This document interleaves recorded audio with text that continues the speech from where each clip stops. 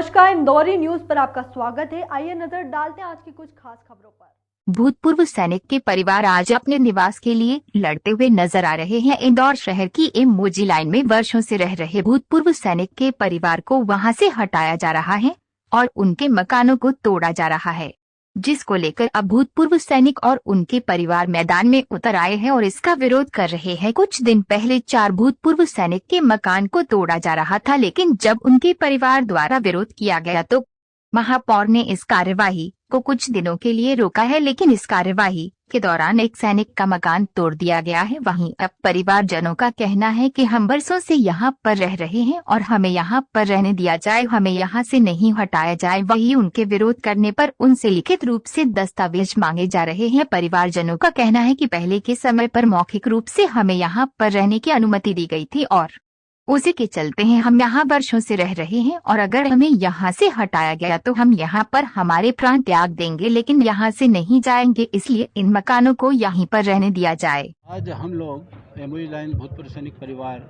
सभी लोग इस विषय को लेकर एकत्रित हुए हैं कि दिनांक 8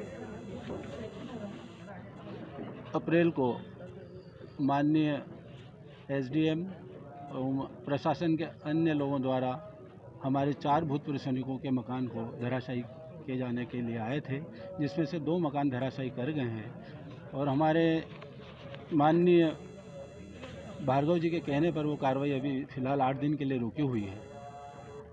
उनका ये कहना है कि हम आपको यहाँ से विस्थापित करेंगे। हम लोगों का कहना है कि हम 1926 से पूर्व यहाँ पर निवासरत हैं। हमारी यहाँ 6ठी पीढ़ी निवास कर रही है। इसके पूर्व में जब भी अन्य और प्रशासन शासन रहे हैं, उसमें ये हम लोगों को मौखिक रूप से आदेश दिए गए हैं कि आप लोगों को कोई यहाँ से हटाएगा नहीं। यही आप मौखिक आदेश अभी हमारे महापौर जी ने भी दिए हैं कि हम पहले उनकी व्यवस्था करेंगे, उसके बाद में मकान तोड़ेंगे। हमारी मांग ये है कि भूतपूर्व सैनिक परिवार के मकान न तोड़े जाएं, या तो हमें यहीं रहने दिया जाए। हम कुछ दिन पूर्व उनसे मिले भी थे। दिव्यांग सिंह जी से भी हमारी चर्चा हुई थी, जो स्मार्ट सिटी के अधिकारी हैं। उनको भी, उनके सामने भी अपनी बात रखी है कि हमें यहाँ अलग एक जगह सबको डुप्लेक्स बनाकर दे दिए जाएं। हम शासन प्रशासन की मदद हमेशा करते रहेंगे, पूर्व में भी करते आए हैं। तो 4 परिवार हैं, हर परिवार में किसी के यहाँ 4 बेटे हैं, किसी के यहाँ 6 बेटे हैं। पूरा परिवार इन मकानों में रहता है और आज से नहीं रह रहा है।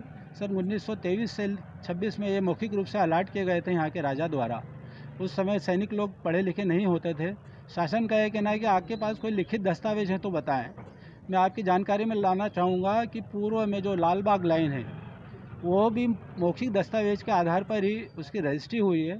हम लोगों को भी उसी आधार पर निर्णय दिया जाए। हमारे बीच में से ही पार्षद भी मौजूद हैं, श्री भरत रघुवंशी, वार्ड क्रमांक 70 से हैं। वो भी इसी एमओजी लाइन के निवासी हैं।